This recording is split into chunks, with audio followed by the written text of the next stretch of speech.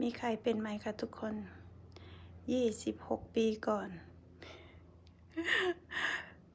บ่าวสาวเขียนจม.หากันนะคะทุกคนนี่จม.จากผู้บ่าวต่างประเทศนะคะถามว่าอยากมาอยู่ออสเตรเลียไหมมาอยู่บ้านแบบนี้ชอบไหมนี่นะบ้านเหมือนบ้านฟาร์มนะคะทุกคนไม่ให้ทำงานนะคะไม่ให้ทำงานฟาร์มนะคะมาอยู่แบบนี้ไหมทุกคนอยู่ได้ไหม มาอยู่ฟาร์มนะคะโอ้ยสมัยแต่ก่อนเนาะว้าสมัยแต่ก่อนเนาะโอ้ยนะคะทุกคน เขียนจม.หากันเลยเนี่ยเห็นไหมความหวานซึ้งนะคะทุกคน Hello honey โอ้ย How many little have you got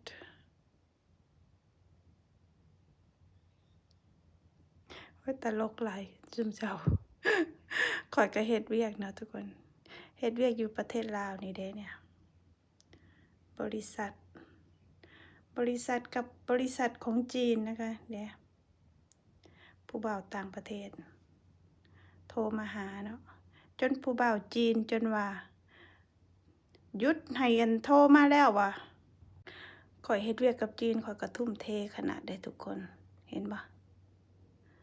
ข่อยก็จนไปซื้อปึ้มสมุดหัว1 80,000 กีบสมัยตะกี้ก็แพงเติบได้ซุมเจ้าเนี่ยตอนนั้นจีนเขาลาวเป็นบริษัททำบิดที่เขาสวรรณเขตเนาะบริษัทตัดเย็บเสื้อผ้าเด้ข่อยก็มีหัวหน้าเป็นคนจีนเนาะเพื่อสื่อสารกับหัวหน้าให้มันถูกต้องนะคะส่วนหลายก็บ่ได้หยังดอกได้แต่คำศัพท์ที่หยอกผู้บ่าวในออฟฟิศเนาะ ได้แต่หาแต่คำศัพท์แบบว่าหยอกผู้บ่าวในออฟฟิศไปวันๆนะคะทุกคนเพื่อความสนุกในการทำงานเนาะโอ้ผู้บ่าวต่างประเทศมีทั้งจีนมีทั้งฝรั่งสุดท้ายมาก็ได้มาอยู่กับฝรั่งเนาะบริษัทอัปเกรดลาว Manufacturing Company เนาะอยู่ Department ค่าแรงงาน